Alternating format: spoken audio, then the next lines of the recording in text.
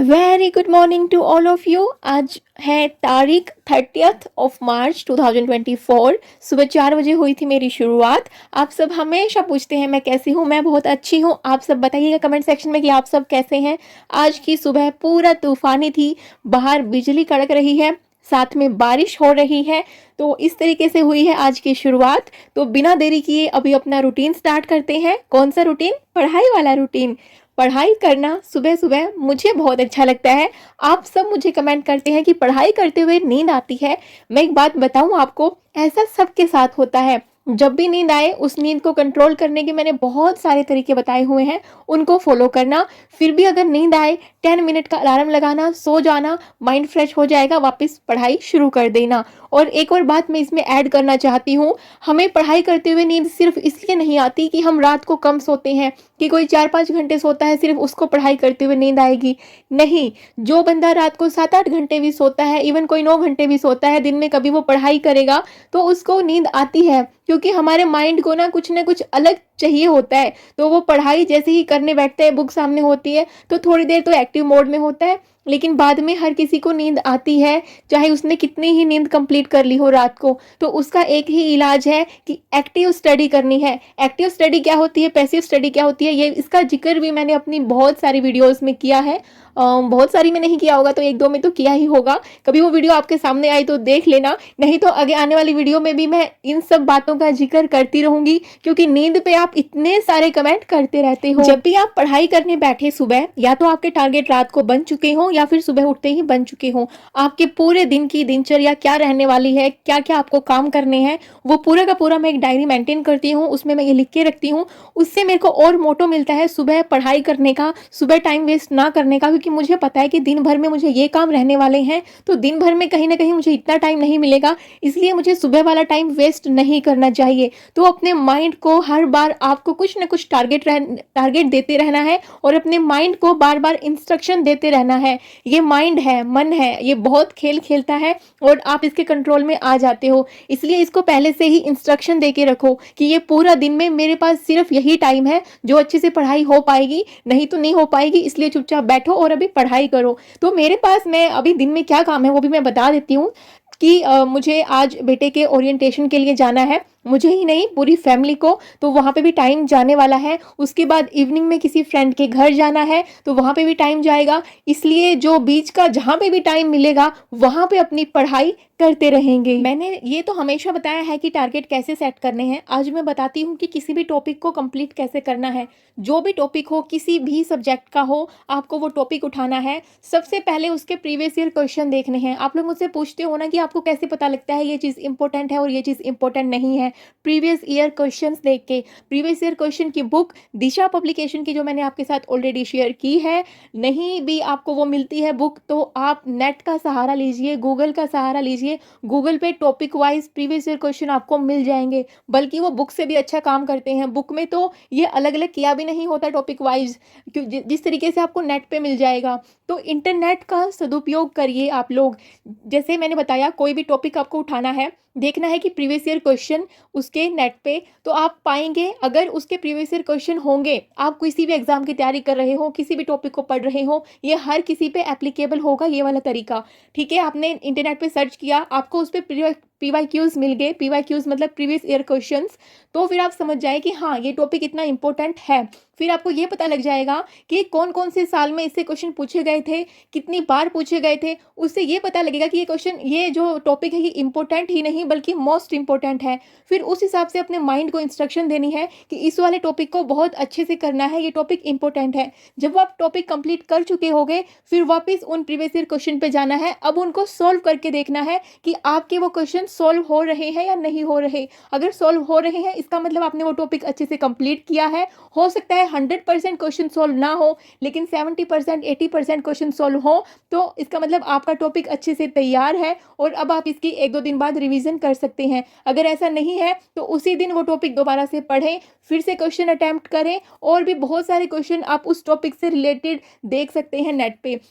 फिर साथ के साथ अगर आप मेंस की भी तैयारी कर रहे हैं तो आपने उस टॉपिक के पीवाईक्यूज देख लिए प्री के अकॉर्डिंग, उसके बाद आप मेंस के अकॉर्डिंग उसके पीवाईक्यूज देखिएगा, वो भी इंटरनेट से ही। अब आप पाएंगे कि ये वाला टॉपिक जो है वो मेंस के हिसाब से इम्पोर्टेंट है या नहीं है, क्योंकि ना मेंस की और प्री की तैयारी इंटीग्रेटेड तो चलती है लेकिन दोनों की अप्रोच अलग होती है। प्री में आपको माइंडसेट अलग बनाना पड़ता है, मेंस की तैयारी करते हुए थोड़ा सा माइंडसेट अलग होगा। अभी जब आप उसी टॉपिक का मेंस का तैयार कर रहे होंगे तो अपने नोट्स साथ में बनाएंगे। प्री के लिए नोट्स बनाने की इतनी नीड नहीं होती, प्री के लिए वो टॉपिक समझ में आना चाहिए और साथ के साथ आपकी जो है क्वेश्चन पे कमांड होनी चाहिए। आपको उस टॉपिक से रिलेटेड बहुत सारे क्वेश्चन करने हैं तो आपका प्री की तैयारी हो जाएगी। तो आप मेंस के लिए अपनी आंसर राइटिंग कर सकते हैं। कोई भी प्रीवियस ईयर क्वेश्चन उठाना है, जो टॉपिक आपने रीड किया है उस क्वेश्चन को खुद से करके देखना है। खुद से की पॉइंट समझ में नहीं आते कोई बात नहीं, बहुत सारी साइट्स हैं, वहां से आप उस क्वेश्चन को पहले तैयार कर लीजिए, फिर लिख लीजिए या फिर देख देख के लिख लीजिए। तो भी आपकी एक तो आंसर राइटिंग की प्रैक्टिस हो जाएगी, एक वो आपका टॉपिक तैयार हो जाएगा, ताकि बाद में मेंस के टाइम पे आप उसको रिवाइज कर सकते हैं। मेंस वाले पोर्शन को अभी से इतना रिवाइज नहीं करना है, लेकिन हाँ प्री वाले जो टॉपिक्स हैं उनको अच्छे से समझते हुए जाना है, उनको थोड़ा सा बीच बीच में रिवाइज करते रहना। प्री और मेंस का कहीं ना कहीं सिलेबस मैच करता है, कहीं नहीं करता है, वो आपको प्रीवियस ईयर क्वेश्चन देख के ही समझ में आएगा। अब आपने कोई टॉपिक उठाया, मैं पॉलिटी का एग्जाम्पल लेती हूँ कि जैसे मैंने देखा यूनियन टेरिटरी वाला जो टॉपिक, उसका मैंने देखा कि इतने सारे क्वेश्चन वहाँ से नहीं पूछे गए, तो फिर मैंने सोचा, मैंने खुद से समझा कि ये वाला टॉपिक इतना इंपॉर्टेंट नहीं है जितना कि फंडामेंटल राइट इंपॉर्टेंट है, और फंडामेंटल राइट में भी आर्टिकल 21 बहुत इंपॉर्टेंट है। ये सब चीज़ें कहाँ से समझ में आती हैं? प्रीवियस ईयर क्वेश्चन देख के। और जो ये फंडामेंटल राइट है ये प्री के लिए ही नहीं बल्कि मेंस के लिए भी बहुत इंपॉर्टेंट है, और वही आर्टिकल 21 जहाँ पे हमें राइट मिलता है इंडिविजुअल लिबर्टी का, तो वो बहुत इंपॉर्टेंट है। तो वो कहाँ से पता लगती हैं सारी चीज़ें? ये सब इंटरनेट से पता लगती हैं, प्रीवियस ईयर क्वेश्चन देख के पता लगती हैं। कोई बुक है उससे आप कर रहे हो पीवाईक्यूज, वहाँ से पता लगती है। तो आपको जब भी तैयारी करें किसी भी एग्जाम की, किसी भी टॉपिक की, सबसे पहले ये देख लेना है उन प्रीवियस ईयर क्वेश्चन को उठा के कि ये टॉपिक एग्जाम के हिसाब से इंपॉर्टेंट है भी या नहीं है। मैंने पहले भी आपको बोला था, कोई भी बुक पेज 1 से लेके और आखिरी पेज तक नहीं पढ़ाई करनी होती कॉम्पिटिटिव एग्जाम में, क्योंकि बुक्स बल्कि होती हैं, उनमें आपको समझाने के लिए बहुत सारा मटेरियल होता है। ये तो नहीं है कि सारी की सारी बुक आपके एग्जाम में आने वाली है। दो हमें पहले रीडिंग में ये लगता है कि ये सारी की सारी बुक ही इंपॉर्टेंट है, सब कुछ हमारे लिए नया होता है, इसलिए ये बोला जाता है कि फर्स्ट रीडिंग में नोट्स भी नहीं बनाने चाहिए। फर्स्ट रीडिंग सिर्फ समझने के लिए होती है। फिर आपको पता लगता है पीवाईक्यूज को देख के इंपॉर्टेंट क्वेश्चंस, फिर आप बनाते हो मेंस के लिए नोट्स और प्री के लिए करते हो बहुत सारे क्वेश्चंस की प्रैक्टिस। तो इस तरीके से मैं अपनी तैयारी कर रही हूँ। आपको ये यूजफुल लगे तो आप अपनी तैयारी कर सकते हैं। आपके पास कोई और आइडिया हो तो वो कमेंट सेक्शन में शेयर कर सकते हैं, ताकि सबका भला हो सके। अच्छा, अभी मैं आपको ना एक और चीज़ बताना चाहती हूँ। आप मुझसे पूछ रहे थे कि अभी मैं नेक्स्ट कौन सा मैं नेक्स्ट कौन सा सब्जेक्ट स्टार्ट करने वाली हूँ। तो मैं अभी इकोनॉमी स्टार्ट करूँगी, लेकिन अभी नहीं, क्योंकि अभी तो पॉलिटी जो मैंने एक बार एम लक्ष्मीकांत रीड की है, अभी तो मैं इंपॉर्टेंट टॉपिक्स के नोट्स बना रही हूँ, प्री के प्रैक्टिस क्वेश्चन कर रही हूँ ताकि मेरी पॉलिटी की रिवीजन होती रहे, साथ के साथ मेंस की आंसर राइटिंग भी कर रही हूँ। और मैं क्या कर रही हूँ, जो मैंने बताया था कि मैं करंट अफेयर कर रही हूँ, लेकिन करंट अफेयर सिर्फ और सिर्फ मैं एनवायरनमेंट सब्जेक्ट का कर रही हूँ। हाँ, सोशल इशू में थोड़ा बहुत देख लेती हूँ, क्योंकि उसको समझना थोड़ा सा ईजी है, उसके लिए कोई फंडामेंटल बेस इतना नहीं चाहिए होता, क्योंकि कुछ ऐसे इशू होते हैं जो हमारी सोसाइटी के होते हैं और हम उनको समझ सकते हैं आसानी से। मतलब कि करंट अफेयर में जो चीज़ें मेरे को समझ में आ जाती है ना, वो मैं पढ़ती हूँ। इसलिए मैं इकोनॉमी का करंट अफेयर मैंने अभी तक स्टार्ट ही नहीं किया, क्योंकि मुझे पता है, क्योंकि मेरे को पता है कि इकोनॉमी का मेरा बेस ही क्लियर नहीं है, तो मेरे को उसका करंट अफेयर कहाँ से समझ में आएगा। आप सब मुझसे पूछते हैं सिलेबस कितना हुआ, मैं ऑलरेडी बहुत सारी वीडियोज़ में शेयर करती हूँ, इसलिए मैं किसी के कमेंट का आंसर ना दूँ तो ये समझ जाना कि या तो मैंने पहले किसी वीडियो में आपके कमेंट का या आप जैसे किसी कमेंट का आंसर ऑलरेडी दे दिया है, या फिर मैं आगे आने वाली वीडियो में दूंगी।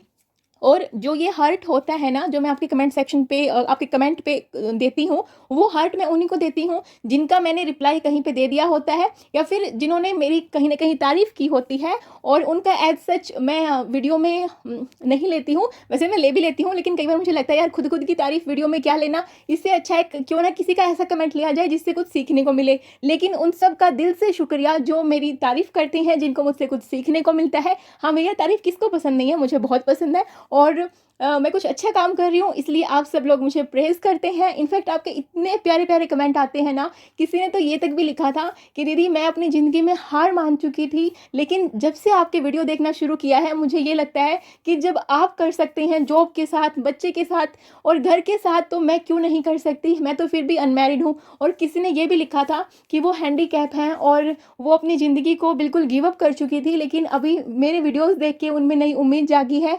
और उन्होंने ये भी कमेंट किया था कि दीदी आपने मेरे कमेंट का रिप्लाई नहीं किया। तो प्लीज़ कोई भी बुरा ना माने, जिसका कमेंट भी मेरे सामने आता है मैं उसका रिप्लाई ज़रूर करती हूँ।